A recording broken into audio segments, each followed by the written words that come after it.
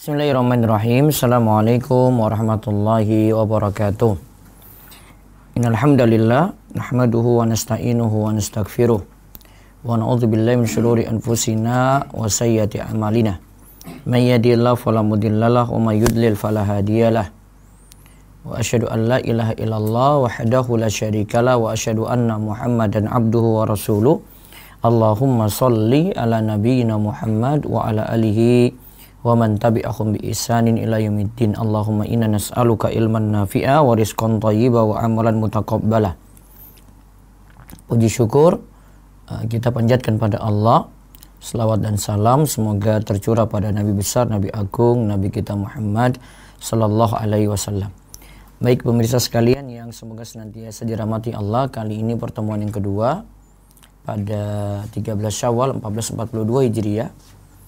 Masih seputar bahasan Syawal, yaitu dari buku kami Faedah Fikih Bulan Syawal. Nah, alhamdulillah buku ini sudah ready, sudah tersedia, bisa segera menghubungi Ruwaifi Store untuk dapatkan buku terbaru ini, dan sudah ber-ISBN juga dengan harga Rp25.000. Nah, bukunya tipis, ya sederhana. Tapi masalah-masalah seputar puasa Syawal, qadha puasa, fidyah puasa, cara bayar fidyah sudah dijelaskan dalam buku ini. Nanti bisa memesan di Ruwaifi Store di 0852 00 171 222, atau bisa langsung ke marketplace, ada di Shopee, Tokopedia, Bukalapak, ataupun Muslim Life Shop di akun Rumaiso Store. Kalau di Shopee itu Rumaiso Store 1, kalau di Tokopedia dan yang lainnya Rumaiso Store Official. Atau bisa langsung juga membuka di website ruwaifi.store, ada situ reseller kami di berbagai kota dan berbagai agen. Untuk mengurangi biaya ongkos kirim, Anda bisa langsung mendapatkannya. Silakan untuk memesan ya, buku ini insya Allah manfaat sebagai panduan kita jika bertemu lagi dengan bulan Syawal. Baik, di halaman ke-7 kita lihat saat ini mengenai 5 faedah puasa Syawal. Jika waktu sempat juga kita akan lanjutkan dengan cara melakukan puasa Syawal. Nah, bisa dibaca. 5 faedah puasa Syawal. 1. Puasa Syawal akan menggenapkan ganjaran berpuasa setahun penuh. Nah, puasa Syawal itu akan menggenapkan ganjaran berpuasa setahun penuh.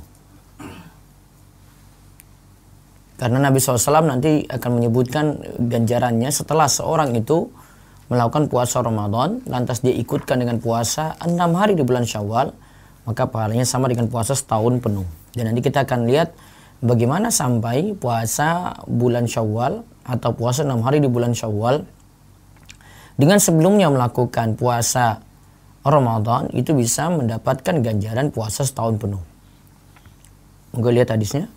Dari Abu Ayyub Al-Ansari radhiyallahu anhu, Nabi sallallahu alaihi wasallam bersabda, ya, man shoma ramadhana summa atba'ahu sittan min syawalin kana kasiyamid dahri.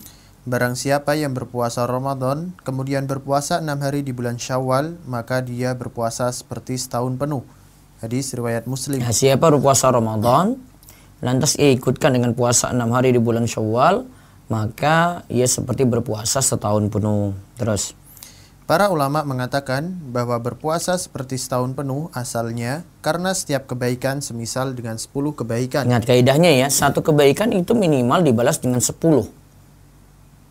Ya, satu kebaikan itu minimal dibalas dengan 10. Kalau kita 1 bulan penuh puasa Ramadan, berarti sama seperti berpuasa 10 bulan atau dibalas dengan 10 kebaikan, 10 bulan kebaikan. Itu minimalnya, kita baru bahas standar minimalnya. Terus, bulan Ramadan puasa sebulan penuh sama dengan berpuasa selama 10 bulan, yaitu 30 kali 10 sama dengan 300 hari sama dengan 10 bulan.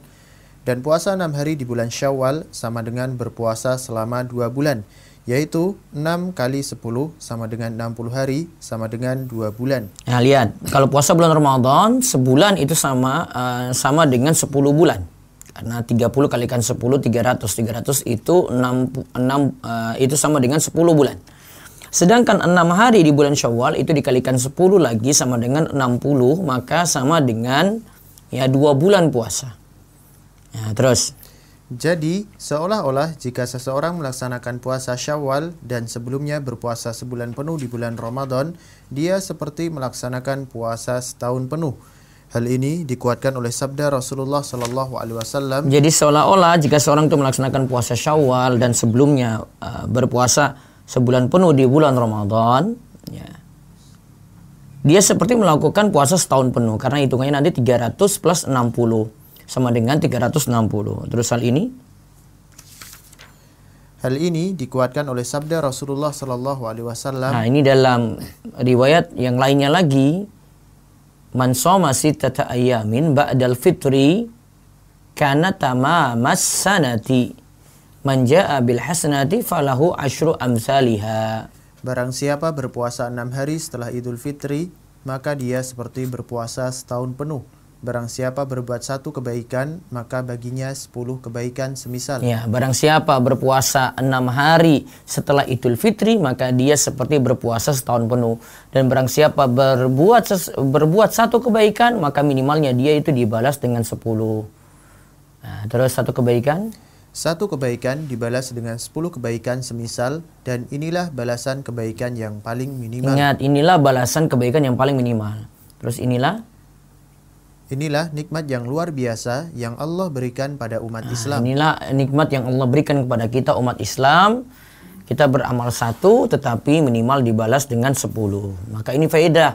Yang pertama, faedah dari puasa Syawal, siapa yang puasa Syawal dengan sebelumnya melakukan puasa Ramadan sebulan penuh, ya berarti kalau punya kodok juga dia bayar kodoknya, maka dia akan mendapatkan ganjaran puasa setahun penuh. Terus yang kedua, puasa Syawal seperti halnya sholat sunnah rawatib yang dapat menutup kekurangan dan menyempurnakan ibadah wajib. Ya, puasa Syawal seperti halnya sholat sunnah rawatib yang dapat menutup kekurangan dan menyempurnakan ibadah wajib. Terus, yang dimaksudkan di sini bahwa puasa Syawal akan menyempurnakan kekurangan-kekurangan yang ada pada puasa wajib di bulan Ramadan, sebagaimana sholat sunnah rawatib yang menyempurnakan ibadah wajib. Amalan sunnah seperti puasa Syawal nantinya akan menyempurnakan puasa Ramadan yang seringkali ada kekurangan di sana-sini. Inilah yang dialami setiap orang dalam puasa Ramadan. Pasti ada kekurangan yang mesti disempurnakan dengan amalan sunnah. Taib. Disebutkan di sini puasa Syawal akan menyempurnakan kekurangan-kekurangan yang ada pada puasa wajib di bulan Ramadan. Jadi ibaratnya itu seperti ba'diyah. Dalam sholat rawatib itu kan dia ada qobliyah dan ada ba'diyah. Qobliyah sebelum sholat wajib dan ada ba'diyah setelah sholat wajib. Nah, kalau puasa Syawal itu ibaratnya seperti ba'diyahnya. Sedangkan qobliyahnya itu puasa Sya'ban. Jadi ada istilah qobliyah dan ada ba'diyah. Nah, ba'diyah ini diantara tujuannya adalah menutupi kekurangan yang ada pada amalan wajib. Nah, maka amalan sunnah ini menutup kekurangan tadi. Nah, maka faedah puasa Syawal yang kedua seperti sholat rawatib. Ya, seperti sholat rawatib. Terus yang ketiga, melakukan puasa Syawal merupakan tanda diterimanya amalan puasa Ramadan. Nah, tanda diterimanya amalan puasa Ramadan. Terus, jika Allah Subhanahu wa taala menerima amalan seorang hamba, dia akan menunjuki pada amalan soleh selanjutnya. Jika Allah menerima amalan puasa Ramadan, maka Allah akan tunjuki untuk melakukan amalan soleh lainnya. Di antaranya puasa 6 hari di bulan Syawal. nah, seperti kaidah yang kita sudah sebutkan sebelumnya, min sawabil hasanati al hasanatu ba'daha. Balasan dari kebaikan itu adalah kebaikan selanjutnya. Jadi ada kebaikan lanjut lagi dengan kebaikan. Ada kebaikan lanjut lagi dengan kebaikan. Maka jika benar-benar dia lakukan puasa di bulan Ramadan, setelah Ramadan ada kebaikan lagi selanjutnya. Walaupun ketika bulan Ramadan kan 30 hari ya, setelah bulan Ramadan dia lakukan puasa 6 hari di bulan Syawal, tidak sebanyak yang dia lakukan di bulan Ramadan, tapi sudah ada tanda melanjutkan kebaikan. Ya, sudah ada tanda melanjutkan kebaikan. Terus renungkanlah bagaimana lagi jika seseorang hanya rajin sholat di bulan Ramadan, rajin sholat musiman, tetapi setelah Ramadan sholat 5 waktu begitu dilalaikan. Pantaskah amalan orang tersebut di bulan Ramadan diterima? Nah, sekarang kita lihat bahasan di sini kami selipkan, bagaimana jika seorang itu di bulan Ramadan, ya, dia rajin sholat, dia kerjakan sholat 5 waktu, bahkan dia itu ke masjid. Namun ba'da Ramadan tidak ada sholat itu lagi. Apakah amalan di Ramadan itu diterima? Coba kita lihat fatwa dari Al-Lajnah Ad-Daimah lil Buhus Al-Ilmiyah wal Ifta, Komisi Fatwa Kerajaan Saudi Arabia. Mereka katakan seperti ini. Adapun orang yang melakukan puasa Ramadan dan mengerjakan sholat hanya di bulan Ramadan saja, maka orang seperti ini berarti telah melecehkan agama Allah. Kata para ulama di Lajnah Daimah, orang seperti ini telah melecehkan agama Allah. Kok hanya di bulan Ramadan saja? Terus sebagian salaf mengatakan, sejelek-jelek kaum adalah yang mengenal Allah, yaitu rajin ibadah hanya pada bulan Ramadan saja. Sejelek-jelek kaum, ya, bi'sal qaumu la ya'rifunallaha illa fi Ramadan. Sejelek-jelek kaum itu yang mengenal Allah hanya di bulan Ramadan saja. Terus, oleh karena itu, tidak sah puasa seseorang yang tidak melaksanakan sholat di luar bulan Ramadan. Bahkan orang seperti ini, yaitu yang meninggalkan sholat, dinilai kafir dan telah melakukan kufur akbar, walaupun orang ini tidak menentang kewajiban sholat. Orang seperti ini tetap dianggap kafir menurut pendapat ulama yang paling kuat. Ya, ini fatwa Al-Lajnah Ad-Daimah, pertanyaan ketiga, fatwa nomor 102 di juz 10 halaman 139 sampai 141. Nah, di sini pandangan dari ulama Lajnah Ad-Daimah, yang mereka ini rata-rata adalah ulama Hambali, sebagaimana fikih dalam mazhab Hambali, bahwa meninggalkan sholat itu kafir. Jadi, yang meninggalkan sholat itu kafir. Orang yang meninggalkan sholat itu kafir. Sehingga kalau ba'da Ramadan kok tinggalkan sholat, dia kembali kafir berarti. Nah, seharusnya kan habis lakukan kebaikan kan dilanjutkan dengan kebaikan lagi. Kok ini malah dilanjutkan dengan kafiran? Dan disebutkan di sini, inilah pendapat yang paling kuat dinilai kafir menurut ulama Lajnah Ad-Daimah. Dia lakukan kufur akbar. Walaupun dia tidak menentang kewajiban sholat. Dia tahu sholat itu wajib, tapi dia tidak lakukan. Nah, intinya untuk memahami fatwa ini, ya, kita pahami saja, meninggalkan sholat itu bahaya sekali. Namun, sebagian di antara kita itu meremehkan. Bahkan mungkin yang jadi orang-orang terdekat kita, yang jadi keluarga kita, meremehkan hal ini. Padahal benar-benar bahaya kalau meninggalkan sholat. Nah, terus itu yang ketiga ya. Jadi intinya puasa Syawal itu tanda amalan puasa Ramadan diterima, karena kebaikan di bulan Ramadan dilanjutkan lagi dengan kebaikan. Ya, terus 4. Melaksanakan puasa Syawal adalah sebagai bentuk syukur kepada Allah. Melaksanakan puasa Syawal adalah sebagai bentuk syukur kepada Allah. Ya. Nikmat apakah yang disyukuri? Yaitu nikmat ampunan dosa yang begitu banyak di bulan Ramadan. Bukankah kita telah ketahui bahwa melalui amalan puasa dan sholat malam selama sebulan penuh adalah sebab datangnya ampunan Allah? Begitu pula dengan amalan menghidupkan malam Lailatul Qadar di akhir-akhir bulan Ramadan. Nah, nikmat apakah yang disyukuri? Nah, jadi puasa Syawal itu tanda syukur kita kepada Allah, karena di bulan Ramadan kita telah jalankan puasa sebulan penuh. Jadi nikmat apa yang disyukuri? Yaitu nikmat ampunan dosa yang begitu banyak di bulan Ramadan. Kita dapati itu. Maka kita syukuri di bulan Syawal kita lakukan puasa 6 hari.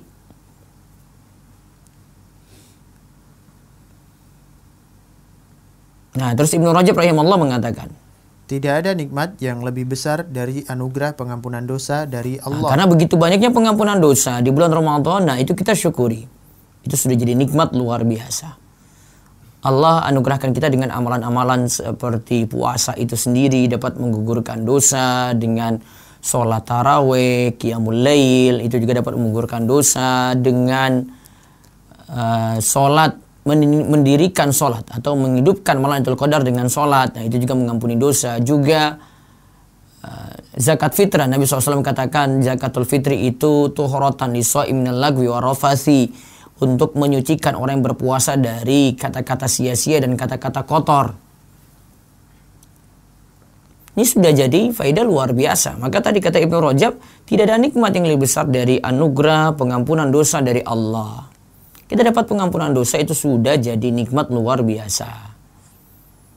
Nah, terus yang berikutnya Sampai-sampai Nabi Shallallahu Alaihi Wasallam pun yang telah diampuni dosa-dosanya yang telah lalu dan akan datang banyak melakukan sholat malam. Ini semua beliau lakukan dalam rangka bersyukur atas nikmat pengampunan dosa yang Allah berikan. Nah, tanda Nabi SAW itu bersyukur ya karena Nabi SAW sendiri itu telah diampuni dosa yang lalu dan akan datang. Sehingga dari situ beliau banyak melakukan sholat malam.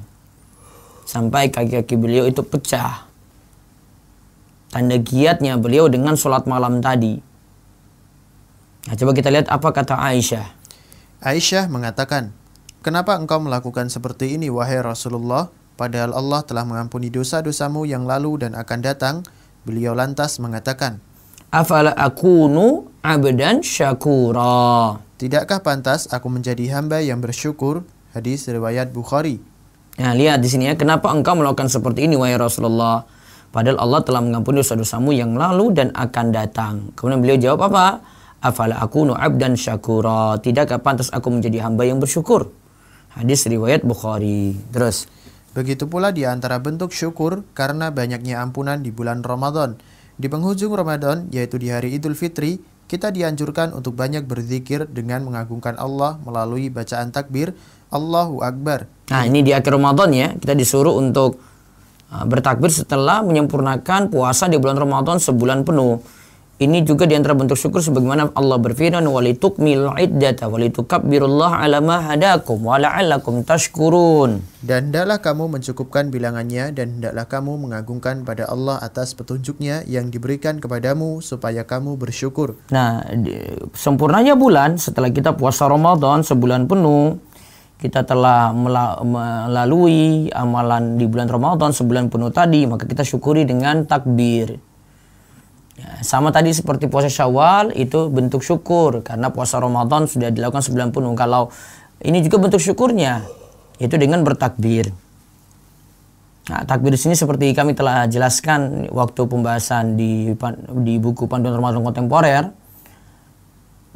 Mau bisa lihat di buku kami Fikih Lebaran yang ada di website rumahisa.com, masih dalam bentuk PDF ya. Takbir itu ada sejak malam Idul Fitri. Ya, takbir hari raya itu ada sejak malam Idul Fitri. Ini pendapat jumhur. Dan lebih kita jaga lagi ketika hendak mau pergi ke lapangan. Ya, kita jaga lagi untuk bertakbir. Nah, terus begitu pula para salaf. Begitu pula para salaf sering kali melakukan puasa di siang hari setelah di waktu malam mereka diberi taufik oleh Allah untuk melaksanakan sholat tahajud. Inilah bentuk syukur mereka. Nah, para salaf juga, para ulama dulu, mereka rajin sholat malam. Bentuk syukur mereka, sholat malam ini dilanjutkan dengan kebaikan selanjutnya. Pagi hari mereka puasa. Jadi itu namanya melanjutkan kebaikan dengan kebaikan berikutnya lagi.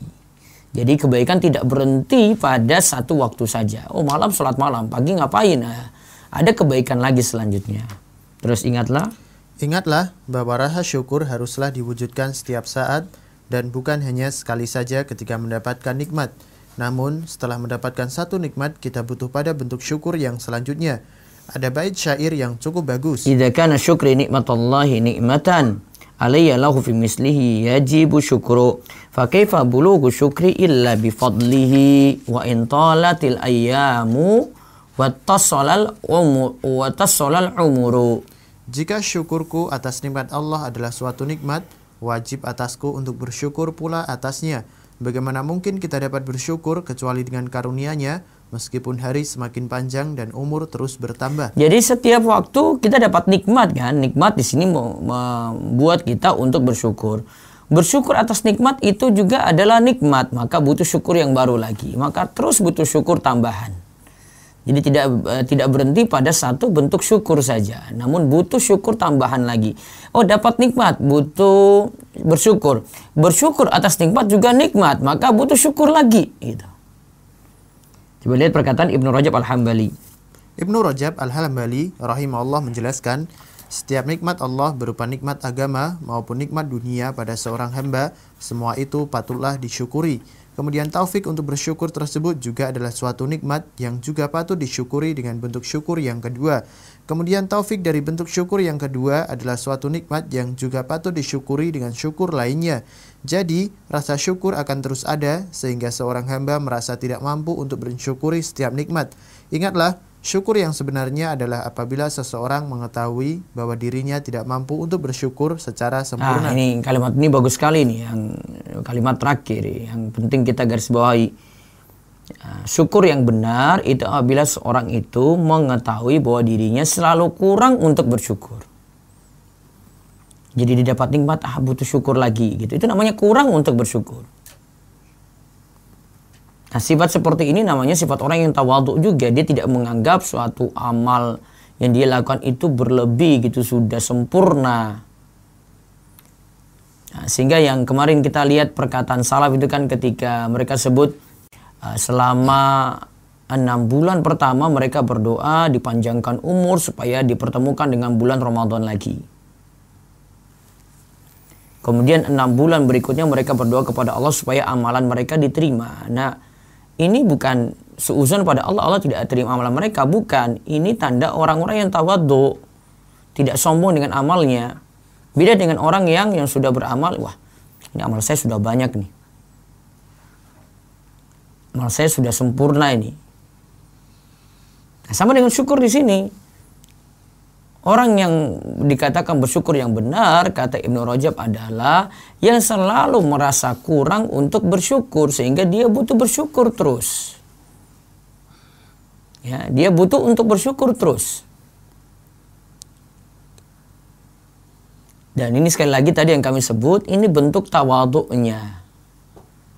Ya, kerendahan hatinya. Tidak menganggap syukurnya sempurna, sehingga kalau dia menganggap syukurnya sempurna berarti berhenti pada satu bentuk syukur saja. Nah, justru sifat seperti ini bagus, merasa kurang terus. Sama kita terapkan dalam amalan yang lainnya juga. Saya ibadahnya kurang, saya itu sholat malamnya kurang, saya baca Al-Qur'annya masih kurang. Sehingga kita termotivasi terus, ya, yang kurang-kurang ini ingin kita lengkapi gitu. Ingin kita tambah lagi. Beda kalau kita sudah nganggap, wah, bacaan Al-Quran saya sudah banyak, wah, apalagi di bulan Ramadan ya, saya sehari itu 3 kali hatam, 5 kali hatam. Ya, apa yang terjadi nanti? Pada Ramadan dia tidak baca-baca lagi gitu. Karena sudah menganggap banyak di bulan Ramadan. Berhenti amalan tadi di bulan Ramadan karena sudah menganggap terus sudah istimewa, sudah banyak. Justru yang seharusnya dilakukan adalah kita nganggap yang itu kurang. Wah, itu kan di bulan Ramadan kita semangat beramal, belum tentu pada Ramadan kita bisa semangat seperti itu lagi. Nah, sehingga dia pacu dirinya untuk beramal terus pada Ramadan. Nah, itu faedah yang keempat. Jadi puasa Syawal dilakukan sebagai bentuk syukur kita kepada Allah. Jadi puasa Syawal itu kita lakukan sebagai wujud syukur kita kepada Allah. Dan ingat tadi pelajaran pentingnya adalah ketika kita dapat nikmat kita itu bersyukur, dan mensyukuri nikmat ini adalah nikmat lagi, butuh pada syukur yang baru. Jika dapat syukur yang baru kita lakukan lagi, nah itu nikmat lagi, butuh syukur yang berikutnya lagi. Maka tidak berhenti tadi kata syair tadi, ya. Kita tidak berhenti untuk bersyukur selama umur kita diberikan, kita bersyukur terus. Maka tadi kata Ibnu Rajab, ya, orang yang bersyukur yang benar itu adalah orang yang selalu menganggap kurang dalam bentuk syukurnya. Terus yang kelima, melaksanakan puasa Syawal menandakan bahwa ibadahnya kontinu dan bukan musiman saja. Jadi memang ibadah itu bukan musiman saja, tapi kita disuruh jaga kontinu, ajak terus. Nah, coba kita lihat. Amalan yang seseorang lakukan di bulan Ramadan tidaklah berhenti setelah Ramadan itu berakhir. Jadi bukan setelah Ramadan selesai, 30 hari sudah tuntas, lantas amal-amalnya jadi selesai juga, bukan. Terus, amalan tersebut seharusnya berlangsung terus selama seorang hamba masih menarik nafas kehidupan. Jadi selama Allah berikan umur, ya, Allah berikan umur panjang, tetap dia terus beramal. Ya, dia itu terus beramal. Ya, itu tadi selama seorang hamba masih menarik nafas kehidupan. Terus Sebagian manusia begitu bergembira dengan berakhirnya bulan Ramadan karena mereka merasa berat ketika berpuasa dan merasa bosan ketika menjalaninya. Nah, ketika di bulan Ramadan rasa berat. Wah, ketika sudah selesai, wah merdeka, bebas gitu. Terus siapa? Siapa yang memiliki perasaan semacam ini, maka dia terlihat tidak akan bersegera melaksanakan puasa lagi setelah Ramadan karena kepenatan yang ia alami. Karena sudah penat, sudah bosan, berat. Wah, saya kok ditambah lagi dengan puasa sih ba'da Ramadan. Saya ingin bebas nih. Akhirnya dia tidak lakukan itu. Terus. Jadi, apabila seseorang segera melaksanakan puasa setelah hari Aid, maka itu merupakan tanda bahwa ia begitu semangat untuk melaksanakan puasa, tidak merasa berat dan tidak ada rasa benci. Jadi kalau setelah Idul Fitri dia lanjut lagi puasa, Idul Fitri itu hari berbuka dia ya, terus dia lanjut lagi puasa, ini tanda dia ini orang yang semangat untuk melaksanakan puasa. Terus ada sebagian orang yang hanya rajin ibadah dan sholat malam di bulan Ramadan saja. Lantas dikatakan kepada mereka. Nah, ini seperti yang dikatakan oleh Al-Hasan Ad-Daimah tadi ya. Ini perkataan lengkapnya yang ada di kitab Lataiful Ma'arif karya Ibnu Rajab Al-Hambali. Bi'sal qaumu la ya'rifunallaha haqqan illa fi syahri Ramadan. Innas salihah alladhi yata'abbadu wa yajtahidu as-sana kullaha. Sejelek-jelek kaum adalah yang mengenal Allah di bulan Ramadan saja. Ingat, orang yang soleh yang sejati adalah yang beribadah dengan bersungguh-sungguh sepanjang tahun. Ya, hamba Allah yang sejati, ya, kalau kita ingin jadi hamba Allah yang sejati, ibadahnya itu sungguh-sungguh sepanjang tahun. Jadi di bulan Ramadan dia ibadah sebulan, ba'da Ramadan 11 bulan yang ada dia ibadah lagi. Itu orang soleh yang sejati. Namun yang jelek bagaimana? Cuma mau ibadah di bulan Ramadan saja. Ya, terus Asyibli pernah ditanya, bulan manakah yang lebih utama, Rajab ataukah Sya'ban? Beliau pun menjawab, jadilah Robaniyin dan janganlah menjadi Sya'baniyin. Maksudnya adalah jadilah hamba Robani yang rajin ibadah setiap bulan sepanjang tahun dan bukan hanya di bulan Sya'ban saja. Kami, yaitu penulis, juga dapat mengatakan, jadilah Robaniyin dan janganlah menjadi Ramadaniyin. Artinya jadilah Robbani yang beribadah sepanjang tahun. Jangan cuma menjadi orang yang beribadah di bulan Ramadan saja. Karena ibadah itu bukan musiman. Maksudnya, beribadahlah secara kontinu, yaitu ajak sepanjang tahun dan jangan hanya di bulan Ramadan saja. Semoga Allah memberi taufik. Nah, sekarang kita lihat ada perkataan Alqamah. Alqamah pernah bertanya pada Ummul Mukminin Aisyah mengenai amalan Rasulullah Shallallahu Alaihi Wasallam. Apakah beliau mengkhususkan hari-hari tertentu untuk beramal? Aisyah menjawab, La kana amalu dimatan. Beliau tidak mengkhususkan waktu tertentu untuk beramal.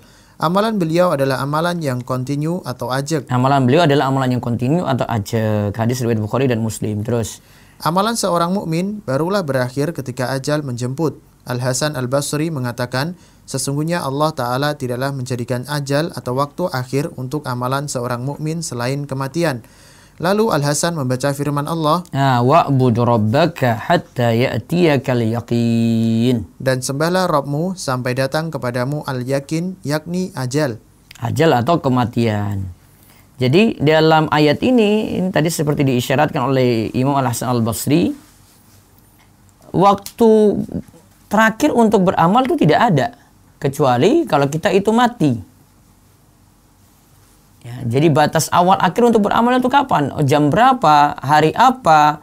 Ada nggak waktu kita istirahat untuk beramal? Jawaban beliau tidak ada. Kecuali datang kepada kita itu kematian. Lalu beliau membawakan firman Allah, wa'budu rabbaka hatta ya'tiyakal yakin. Sembahlah Rabbmu sampai datang kepadamu al-yakin, yaitu kematian. Terus Ibnu Abbas, Mujahid, dan mayoritas ulama mengatakan bahwa al-yakin adalah kematian. Dinamakan demikian karena kematian itu sesuatu yang diyakini pasti terjadi. Az-Zujaj mengatakan bahwa makna ayat ini adalah sembahlah Allah selamanya. Nah, sembahlah Allah selamanya. Ya, jadi bukan di bulan Ramadan saja, bukan satu musim saja, namun beribadah kepada Allah itu selamanya. Terus, Ahli tafsir lainnya mengatakan bahwa makna ayat tersebut adalah perintah untuk beribadah kepada Allah setiap saat, sepanjang hidup. Nah, ahli tafsir lainnya katakan beribadah kepada Allah setiap saat, sepanjang hidup. Terus perhatikanlah perkataan Ibnu Rajab berikut. Barang siapa melakukan dan menyelesaikan suatu ketaatan, maka di antara tanda diterimanya amalan tersebut adalah dimudahkan untuk melakukan amalan ketaatan lainnya. Dan di antara tanda tertolaknya suatu amalan adalah melakukan kemaksiatan setelah melakukan amalan ketaatan. Nah, ini tanda masalah suatu amalan ya. Setelah lakukan kebaikan, dia lanjut dengan maksiat. Terus, jika seseorang melakukan ketaatan setelah sebelumnya melakukan kejelekan, maka kebaikan ini akan menghapuskan kejelekan tersebut. Yang sangat bagus adalah mengikutkan ketaatan setelah melakukan ketaatan sebelumnya. Sedangkan yang paling jelek adalah melakukan kejelekan setelah sebelumnya melakukan amalan ketaatan. Ingatlah bahwa satu dosa yang dilakukan setelah bertaubat lebih jelek dari 70 dosa yang dilakukan sebelum bertaubat. Mintalah kepada Allah agar diteguhkan dalam ketaatan hingga kematian menjemput.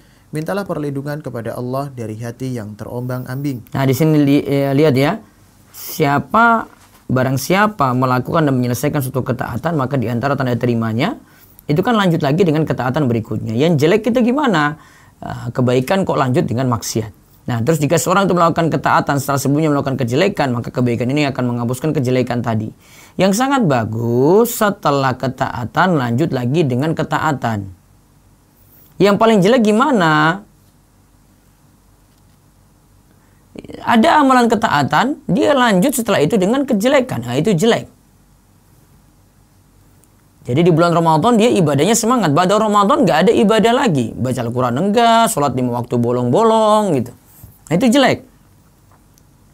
Lalu Ibnu Rajab tegaskan di sini. Ingatlah bahwa satu dosa yang dilakukan setelah bertobat, ya, itu lebih jelek. Karena tadi sudah tobat. Kok tobat kok lanjut buat maksiat lagi? Itu lebih jelek daripada 70 dosa yang dilakukan sebelum bertobat. Karena kejelekan tadi tutup dengan tobat. Nah, kan sudah bagus di situ. Maka jangan sampai setelah bertobat itu kita lakukan dosa lagi, apalagi dosa yang sama. Maka kita di sini disuruh, kata Ibnu Rajab, mintalah kepada Allah agar diteguhkan dalam ketaatan hingga kematian itu menjemput. Berarti juga diminta kepada Allah supaya dijauhkan dari dosa-dosa. Kemudian mintalah kepada Allah dari hati yang terombang-ambing, karena kadang kita dapati masa futur, kadang kita dapati masa kurang semangat. Nah, ini yang membuat ya kita itu jauh dari kebaikan, jauh dari ketaatan, jauh dari ibadah. Nah, ini yang kita bahas pagi ini tentang faedah puasa Syawal. Insyaallah besok pagi kita lanjut dengan cara puasa Syawal. Jadi cara lengkapnya dan faedah-faedah penting tentang cara puasa Syawal ini ya. Nah, nanti kita akan kaji dari perkataan para ulama dari hadis Abu Ayyub Al-Ansari. Insyaallah besok pagi. Baik, kita ada waktu sekitar 20 menit untuk tanya jawab. Baik, bisa dibuka dulu di chat dulu silakan yang di chat. Di Zoom Kobar. Ini sambil saya lihat yang di YouTube silakan komentar, begitu juga yang di Instagram ya. Maupun Facebook.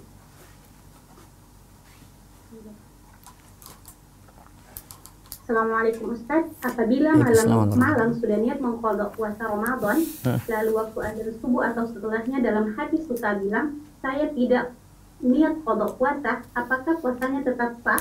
Jazakallahu khairan. Malamnya kalau dia tidak niat qadha puasa, tapi cuma niat puasa saja gitu ya. Nah, ini harus ditegaskan karena dalam puasa wajib itu mesti ada niat wajibnya gitu. Jadi tidak hanya saya mau puasa saja gitu, enggak. Tegaskan itu qadha. Sehingga kalau tidak ada niatan seperti itu berarti dianggap tidak melakukan puasa qadha tadi. Wallahu a'lam. Berikutnya lagi silakan. Bismillah, jika melaksanakan puasa Syawal adalah tanda diterimanya puasa Ramadan, maka apakah dengan tidak melaksanakan puasa Syawal itu berarti puasa Ramadan kita tidak diterima? Belum tentu juga, karena bisa jadi karena ada uzur tidak lakukan puasa Syawal, seperti yang sering ditanyakan kemarin, wanita mengalami haid. Jadi ba'da Ramadan dia mau puasa Syawal haid terus, atau dia cuma punya kemampuan qada. Jadi tadi bukan jadi harus untuk bisa diterima puasa Ramadan harus puasa Syawal, enggak. Soalnya kan statement ini statement dalam pertanyaan tadi menyatakan kalau puasa Syawal itu wajib, enggak juga.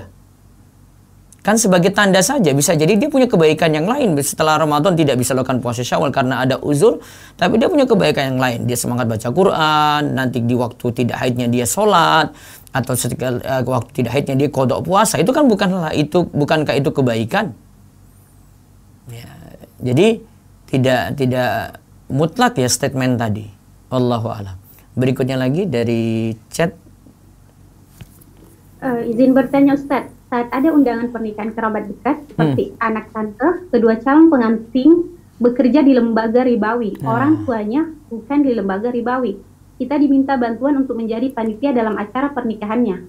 Apakah dibolehkan kita menjadi panitia dan makan di acara tersebut? Jazakallahu khairan. Kalau secara hukum menjadi panitia kita tidak dikatakan berdosa ya, masih boleh.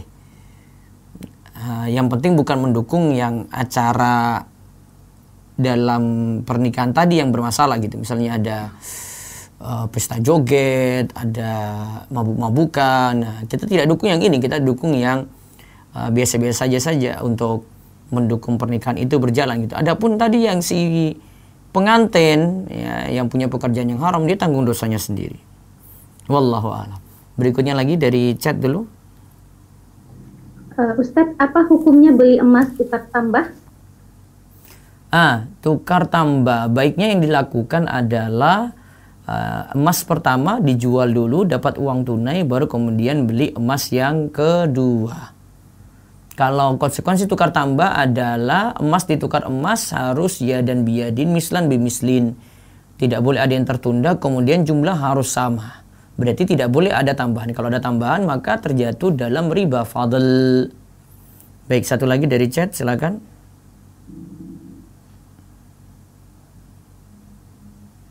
Ustadz, Ana sekolah di pesantren yang bukan salaf. Ana mencoba untuk keluar tapi dipersulit dan orang tua tidak setuju. Apa yang harus Ana lakukan? Lakukan seperti Anda sekolah di sekolah umum. Itu masih mending. Pesantren tuh ya, ada sekolah umum nih. Maka minimalkan mudharat. Saya kalau keluar orang tua marah besar, berarti saya tetap di situ, tapi saya dalami agama dengan baik. Serius pelajari agama. Sehingga bisa mengkonter saya ketika sekolah dari pemikiran-pemikiran yang keliru. Baik, bisa lanjut ke yang raise hand dulu. Ya, monggo. Yang mau tanya langsung.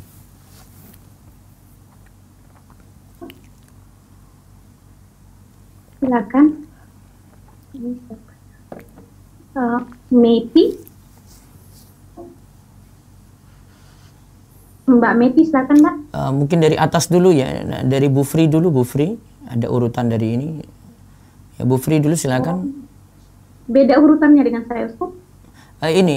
Ambil dari sebelah kanan ini. Kalau sebelah kanan dibuka participants itu sebelah kanan, itu urutannya dari yang pertama ngacung sampai yang terakhir. Baik, Bu Fri dulu silakan. Bu Fri Ummu Arya Aufa. Iya. Bu Fri, monggo.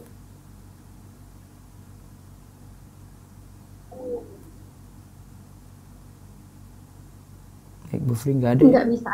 Nggak, maaf sebentar. Nggak bisa buka. Oh, ini mungkin dibuka. Oh iya, maaf. Silakan Ibu, sudah. Ya, open mic ya. Alhamdulillah. Assalamualaikum Ustaz. Izin bertanya. Iya Bu, silakan Bu. Ustaz, ada beberapa kejadian mungkin ya kita dapat siklus haidnya agak panjang atau dapat 2 kali dalam 1 bulan Ramadan gitu. Itu kan berarti yang harus diqodo cukup panjang. Iya. Nah, Anda pernah ngalamin kejadian ketika dilanjut qodo terus dilanjut Syawal itu kurang 1 hari gitu. Nah, kemudian ada yang bilang ya sudah nggak apa-apa, puasanya lanjutkan aja niatnya Syawal, mudah-mudahan niatnya diterima karena memang terhalangnya karena uzurnya memang syar'i. Apakah itu dibenarkan Ustaz? Iya, nanti akan saya sebutkan di pembahasan besok, ada namanya qadha puasa Syawal di bulan Dzulqa'dah kalau punya uzur. Di bulan Dzulqa'dah saja tapi tidak bisa di bulan lain ya Ustaz? Iya, karena lanjut dengan Dzulqa'dah. Kalau ke bulan lain itu namanya tidak mengqadha karena tidak segera. Baik. Terus kalau dulu Ustaznya Putri Ana memang panjang ini ininya apa batalnya, jadi kalau nanti nggak keburu sayang. Dan kan iya bisa jadi juga malah nggak keburu karena di bulan Syawal dia dapati haid lagi gitu. Iya inilah. Iya. Juga, jadi tetap pokoknya tetap qadha dulu. Saya selalu sarankan qadha dulu karena memang kaitannya puasa Syawal, tuntutan dari hadis itu untuk mengqadha dulu gitu. Karena disuruh mengikutkan tuh berarti yang sebelumnya sempurna dulu gitu. Jadi memang ada ya Ustadz itu harusnya memang boleh, memang bisa. Alhamdulillah kalau gitu. Nah Ustadz itu saja. Jazakallahu khair, barakallahu fiik. Assalamualaikum. Waalaikumsalam warahmatullahi wabarakatuh. Ya, berikutnya lagi silakan. Ummu Zahra. Bismillah. Assalamualaikum Ustaz. Ya, waalaikumsalam warahmatullahi wabarakatuh. Silakan. Lanjutan yang tadi Ustaz, kalau emang batalnya itu banyak kemarin gara-gara pendarahan gitu, ngeflek gitu, berarti nggak bisa dapat puasa Syawal juga ya Ustaz? Karena saya masih bayar utang kemarin juga sih. Ya pokoknya sebisa mungkin qadha dulu Bu. Qadha dulu ya. Iya. Baik. Seandainya qadhanya terlalu banyak, misalnya sampai 20 hari misalnya ya. 20 hari karena mungkin haidnya dia dapati 2 kali terus masing-masing haid itu 10 gitu ya. Ya semampunya dulu, semampunya. Karena bisa jadi di bulan Syawal kena haid lagi gitu. Iya. Nah, akhirnya tidak punya kesempatan. Tapi sudah ada niatan kuatnya. Mudah-mudahan dengan niatan kuatnya ini dicatat. Seperti orang yang punya uzur tapi tidak sempat melakukannya, maka dia minimal dapat pahala niat atau dapat pahala dari amalan yang sama. Baik Ustaz. Di luar tema Ustaz. Ya silakan. Misalnya kita lagi dekat orang, terus orang itu latahnya itu ngucap salam assalamualaikum, kita wajib menjawab juga atau asalnya wajib menjawab. Wa idza hayyitum fi tahiyatin fahayyu bi ahsana minha aw rudduha.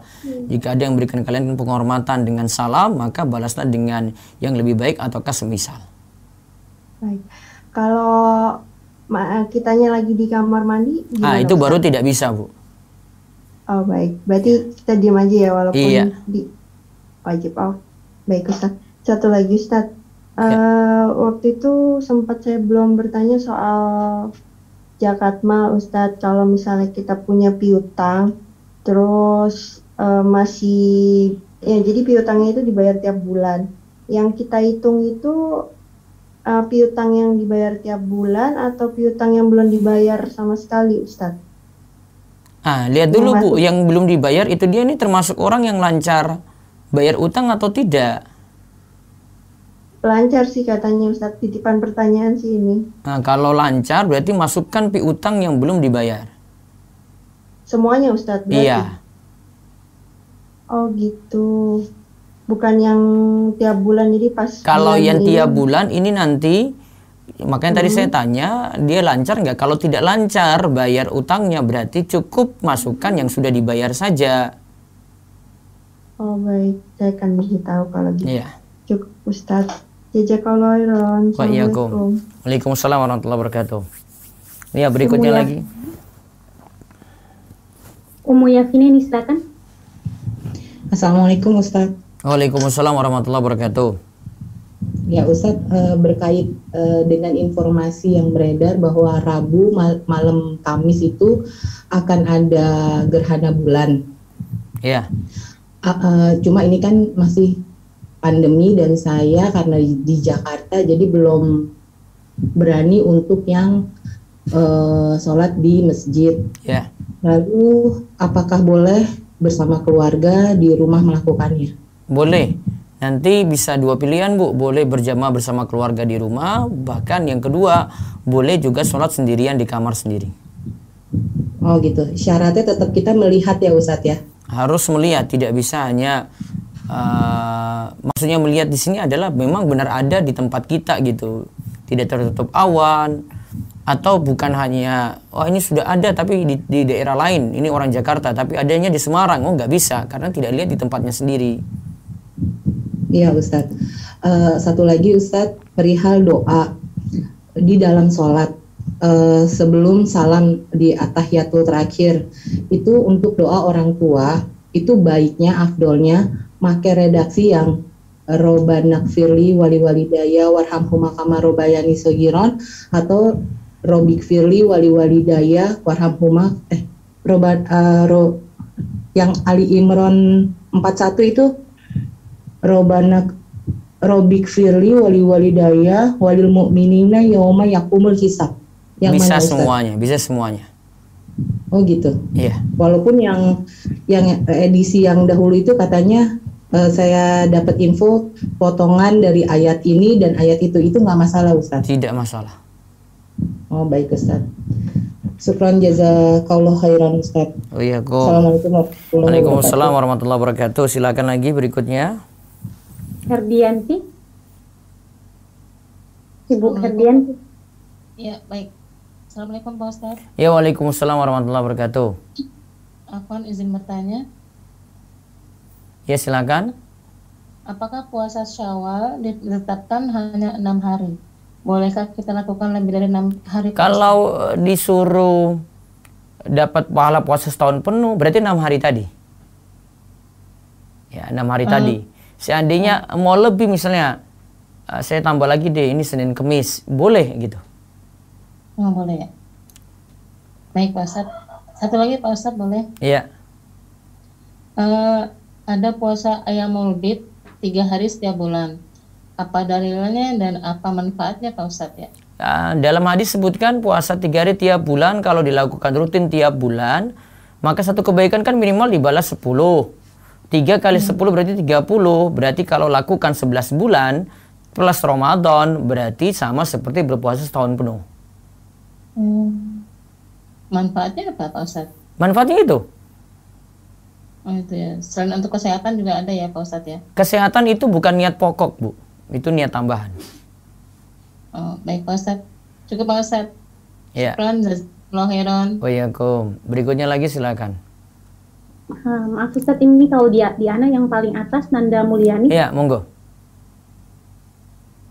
Ustadz. Assalamualaikum warahmatullahi wabarakatuh ya Ustadz. Waalaikumsalam warahmatullahi wabarakatuh.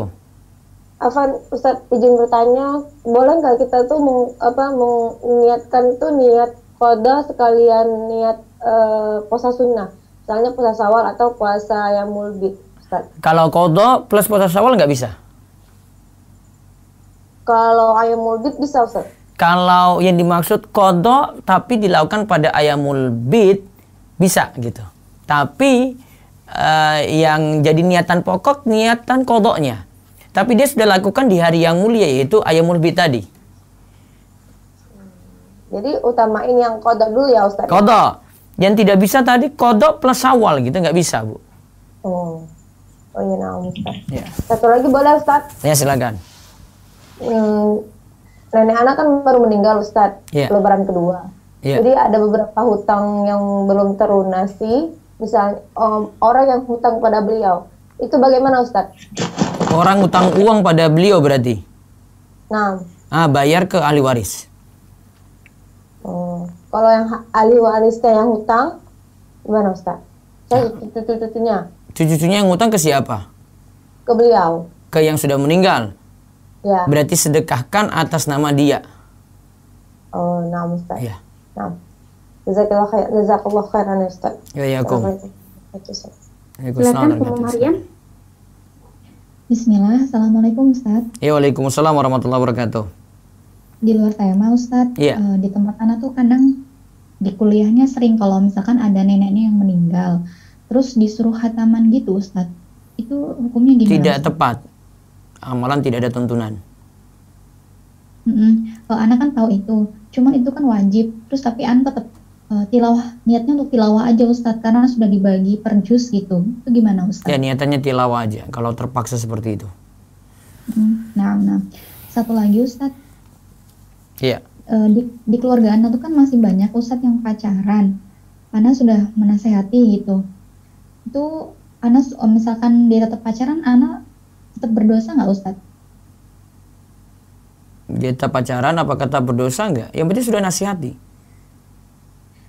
Kalau misalkan kadang main ke rumah gitu, bawa makanan dan lain-lain, terus itu makanannya boleh dimakan atau gimana? Boleh, Ustaz? asalnya boleh. Nah, syukran Ustaz, jazakallah khairan. Oh iya, kau mau barik fik. Baik, berikutnya lagi.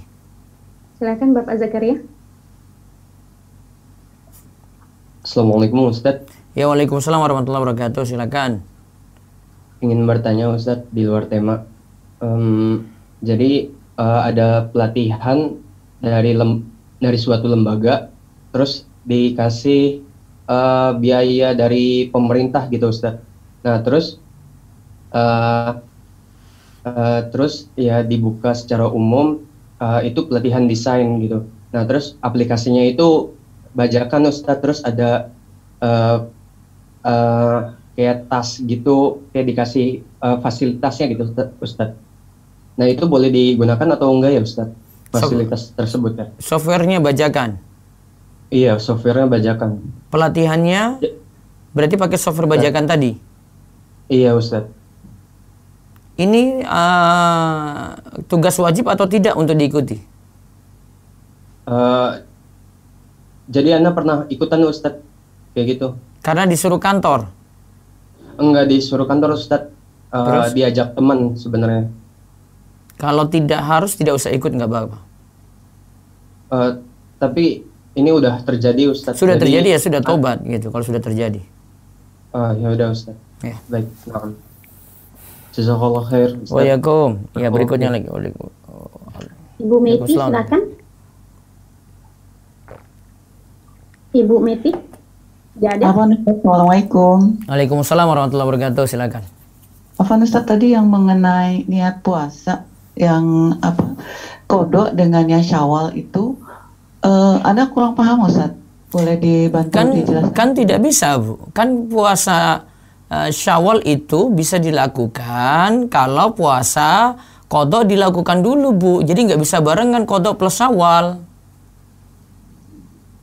Kalau dengan Ayyamul Bid gitu Ustaz, sama juga. Kalau itu namanya mempaskan waktu qadha dipaskan dengan waktu Ayyamul Bid.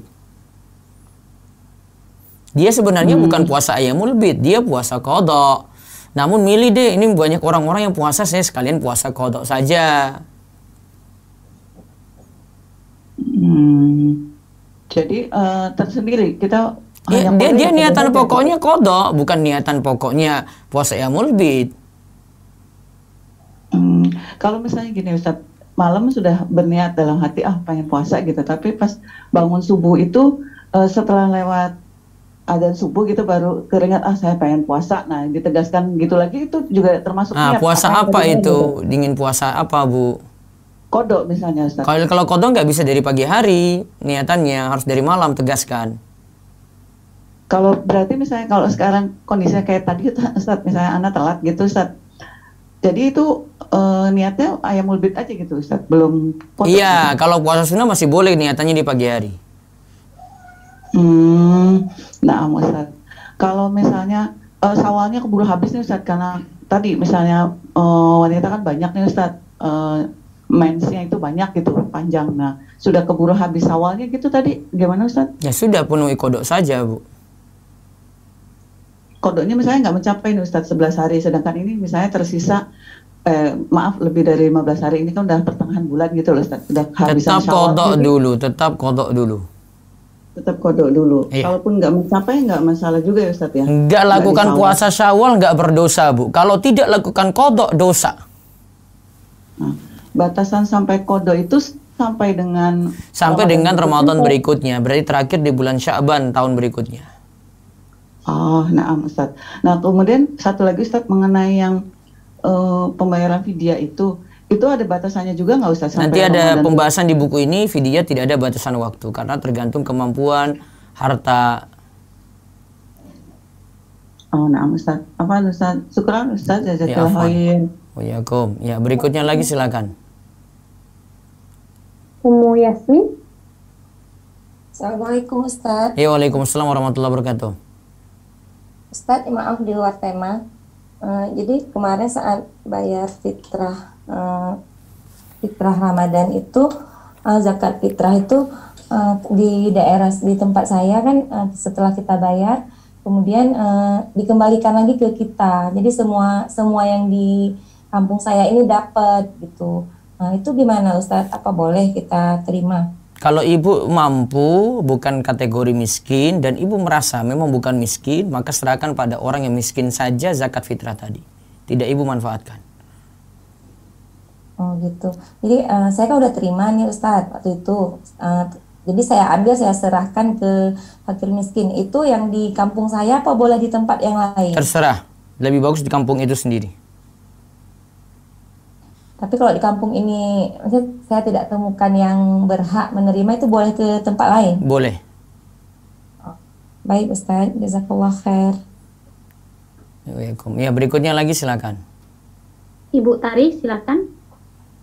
Assalamualaikum warahmatullahi wabarakatuh Ustaz. Ya, waalaikumsalam warahmatullahi wabarakatuh. Izin bertanya di luar tema. Begini Ustaz, ada teman, dia itu sedang kuliah dan beasiswa. Jadi di persyaratan beasiswa itu tidak boleh menikah selama masa kuliah. Sedangkan sekarang dia ingin menikah Ustadz, tapi katanya dia ingin menikah tidak tercatat di negara, hanya di agama katanya. Bagaimana ya Ustadz memberikan saran kepada beliau? Ini siapa yang ditanyakan, laki-laki atau perempuan? Perempuan Ustadz. Bilang dia mau rugi ya monggo silahkan gitu. Kalau efeknya di perempuan dampaknya besar banget tuh. Jangan coba-coba deh. Nanti kalau cerai nanti dia bingung sendiri tuh. Atau suaminya nggak tanggung jawab, dia bingung sendiri. Saya nggak pernah sarankan untuk perempuan nikah siri. Iya, efeknya untuk perempuan mudaratnya lebih besar bagi dia. Kalau sah sih sah saja gitu. Setiap kajian kayak begini saya sudah dapat curhat banyak loh tentang perempuan yang punya masalah kayak gini, Bu. Jadi saya jawab kayak begini. Nah, Ustaz. Iya. Kalau mau kena masalah seperti itu ya monggo. Ya terserah gitu. Kan tanggung jawab sendiri-sendiri, kita kan cuma kasih saran. Mau ngotot nikah ya monggo, sah saja gitu. Tapi efek lainnya ditimbang-timbang juga gitu. Seandainya kalau dia menikah Ustadz, kan ada perjanjian dengan kampusnya itu tidak boleh menikah. Penuhi itu dulu karena konsekuensinya al muslimuna ala syurutihim. Muslim penuhi janji, penuhi persyaratan gitu. Nah, Ustadz. Ustadz. Baik, berikutnya lagi silakan. Bapak Ahmad Maulana silakan.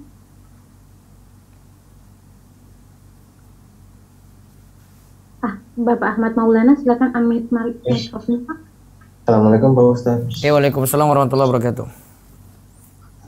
Izin bertanya di luar tema. Teman sekantor anak ada yang ngajak bermain kartu poker kapsa gitu tanpa taruhan, apakah itu boleh Pak Ustaz? Kalau habiskan waktu tidak boleh. Tapi dari sisi main kartu poker ini sama seperti para ulama misalkan dengan dadu, karena kalau kartu yang dikocok itu untung-untungan dapat, dia bisa menang kalau untung-untungan saja gitu. Sama dengan dadu. Beda kalau main catur. Kalau main catur itu bukan untung-untungan, namun dia kepintaran dia untuk ngatur strategi, sehingga para ulama sebagian tidak sampai mengharamkan catur gitu. Kalau dadu, kartu poker tergantung kocokan kan. Baik Pak Ustaz. Mau tambah lagi di luar tema boleh Pak Ustaz? Iya silakan.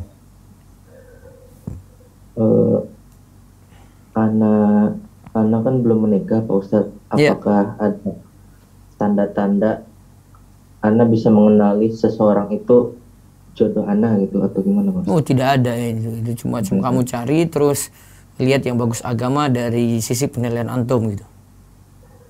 Oh iya baik Pak Ustaz. Jazakallahu khairan Pak Ustaz. Assalamualaikum. Waalaikumsalam warahmatullahi wabarakatuh. Iya berikutnya lagi silakan. Ibu Sulistia Devika silakan. Ya, assalamualaikum Ustadz. Ya, waalaikumsalam warahmatullahi wabarakatuh. Saya bertanya, saat puasa qada di bulan Syawal kan saat melakukannya tidak ada haid, apakah bisa dilanjutkan setelah hari tersebut? Bisa. Masih di bulan Syawal ya? Ya. Iya, boleh. Jadi bisa ya Ustaz, bisa putus gitu baru. Putus, tidak mesti bersambung juga. Boleh putus, nggak apa-apa. Oh iya. Boleh bertanya lagi Ustaz? Ya, silakan. Iya. Seperti ini. Apa yang harus kita lakukan saat orang lain itu selalu bersuzon kepada kita Ustaz, dan selalu menuduh kita yang tidak, padahal beliau tahu banyak tentang hadis. Itu bisa. Yang pertama, banyak bersabar. Yang kedua, jelaskan tentang kekeliruan itu dengan melakukan pembelaan diri. Insyaallah. Terima kasih Ustaz. Jazakallah. Assalamualaikum. Waalaikumsalam warahmatullahi wabarakatuh. Baik, ini ada pertanyaan dari YouTube. Assalamualaikum warahmatullahi wabarakatuh. Kemarin saya puasa Syawal 4 hari. Hari ini mulai kodok puasa Ramadan. Apakah setelah kodok saya lanjutkan puasa Syawal lagi? Sebaiknya urutannya kodok puasa dulu, baru lakukan puasa Syawal. Lain kali tidak diulang lagi seperti ini. Ya, jadi silakan lakukan puasa Syawal lagi setelah itu. Tapi yang lebih tepat kodok dulu sempurna, kemudian lakukan puasa Syawal. Ya, berikutnya lagi dari Resen di Zoom. Bapak Rudi, silakan. Assalamualaikum Ustaz. Waalaikumsalam warahmatullahi wabarakatuh. Melanjutkan pertanyaan dari Mas Malona tadi Ustaz. Ya. Berarti semua permainan ataupun kartu itu kalau misalnya dilakukan dengan cara acak ataupun di pojok itu berarti nggak boleh Ustaz? Iya, para ulama itu misalkan dengan ini ya, misalkan dengan dadu. Coba ada artikel di rumah saya itu, cari hukum bermain kartu poker ini. Para ulama kiaskan dengan dadu nih. Kalau poker ini dihukumi haram, dapat menimbulkan permusuhan dan saling ejek, terus bisa saling mencela dan melaknat, terus dikiaskan dengan hukum dadu. Kartu yang keluar ketika pertama kali kocok itu untung-untungan. Beda dengan catur ya. Catur itu nggak mikir untung-untungan di situ, memang strategi mikir otak yang jalan gitu.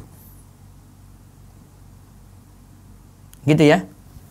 Iya deh, ya. Jazakallah khair sudah. Iya, waalaikum. Satu lagi silakan. Bapak MC Fau, silakan Pak. Iya, Assalamualaikum Ustaz. Waalaikumsalam warahmatullahi wabarakatuh.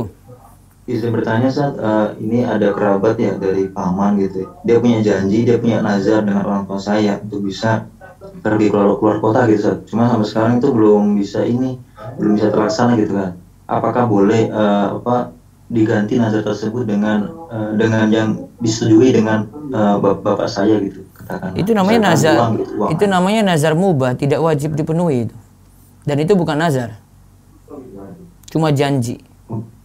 Oh gitu Ustaz ya? Ya, karena nazar itu bentuknya dia janjikan ibadah, bukan janji mau pergi keluar kota. Kalau janjinya mau pergi umroh, ya itu baru dipenuhi. Kalau itu cuma sekadar janji saja. Oke. Sekarang ya? Ya. Baik, demikian yang kita bahas untuk pagi ini. Insyaallah besok tentang fikih khusus tentang puasa Syawal, bagaimana cara melakukan puasa Syawal tersebut. Gimana kalau tidak sempat lakukan di bulan Ramadan, apakah ada kodoknya? Insyaallah besok pagi, di Rabu pagi kita akan bahas. Dan mudah-mudahan jadi ilmu yang manfaat untuk kita. Bagi yang belum sempat kami jawab, karena tadi cuma sempat yang di YouTube dan di Zoom, serta di chat Zoom juga, bisa tanyakan nanti di kesempatan esok hari. Demikian yang kami sampaikan. Mudah-mudahan Allah berikan kita ilmu yang manfaat dan terus istiqomah dalam beramal soleh dan senantiasa bersyukur kepada Allah. Subhanakallahumma bihamdika, asyhadu an la ilaha illa anta, astaghfiruka wa atubu ilaik. Assalamualaikum warahmatullahi wabarakatuh.